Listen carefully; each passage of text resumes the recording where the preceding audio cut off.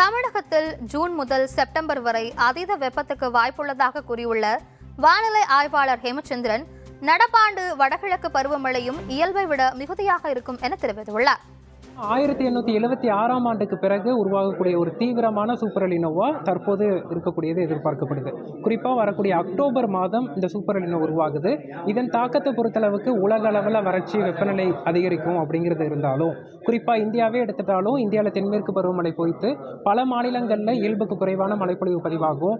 அதே போல் நீர்நிலைகளில் நீரிருப்பு குறையும் என்றாலும், தமிழகத்தை பொறுத்தளவுக்கு 2 விதமான தாக்கமுமே இருக்குது. குறிப்பாக தென்மேற்கு பருவமழை குறைந்தாலும் வடகிழக்கு பருவமழையில் அதிக மழைப்பொழிவுக்கான வாய்ப்புகள் இருக்குது. அப்போ என்ன ஆகும்னா, நம்முடைய முக்கிய நீர்நிலைகள் இந்த தென்பெண்ணையாறு மற்றும் மேட்டூர், அமராவதி, முல்லை பெரியாறு போன்ற நீர்நிலைகள் நிரம்புவது சற்று கடினமாக பார்க்கப்படுது. அதே சமயத்தில் வடகிழக்கு பருவமழை காலகட்டத்தில் நமக்கு கடலோர மாவட்டங்களில் இயல்புக்கு அதிகமான மழை பதிவாகும்னு எதிர்பார்க்கப்படுது.